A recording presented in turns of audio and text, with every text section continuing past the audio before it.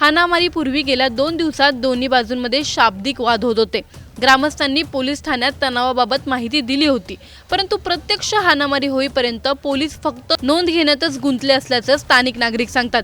घटनेनंतर परिसरात तणावपूर्ण शांतता निर्माण झाली असून नंतरच पोलिसांनी बंदोबस्त वाढवला आहे। आश्चर्याची गोष्ट म्हणजे भर दिवसा या मोठ्या हाणामारीनंतरही अद्याप कोणताही गुन्हा दाखल झालेला नाही।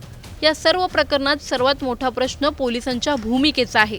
पूर्वसूचना असूनही कोणतीही प्रतिबंधात्मक कारवाई न करणं, हाणामारी थांबवण्यास विलंब आणि नंतरही गुन्हा नोंदवण्यात आलेली टाळाटाळ या सगळ्यांमुळे नागरिकांमध्ये आता संतापाची लाट उसळली आहे।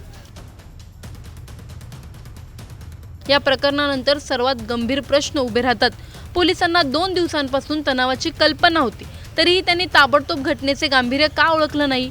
मुख्य बाजारपेठेत आणि पोलीस चौकीजवळच हाणामारी चालू असताना पोलीस घटनास्थळी नेमकी कुठे होते? जखमी नेते आणि नागरिकांनी तक्रारी देऊनही अद्याप गुन्हा नोंदवला का गेला नाही? पोलीस फक्त पाहत राहण्यासाठी आहेत की वेळेवर हस्तक्षेप करण्यासाठी? अशी स्थिती असेल तर सामान्य नागरिकांनी विश्वास कोणावर ठेवायचा?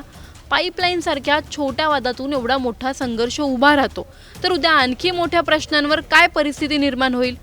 कायदा आणि सुव्यवस्था राखणं ही पोलिसांची प्राथमिक जबाबदारी असताना नांदेड पोलीस यंत्रणा सतत का अपयशी ठरत आहे? आणि शेवटी नांदेडमध्ये खरोखर शासन चालतंय का? तुम्हाला या प्रकरणी काय वाटतं? आम्हाला कमेंटमध्ये नक्की कळवा आणि व्हिडिओ आवडल्यास लाईक शेअर करायला विसरू नका। तसंच अशा नवनवीन अपडेट्ससाठी टाइम्स नाऊ मराठीला नक्की फॉलो करा।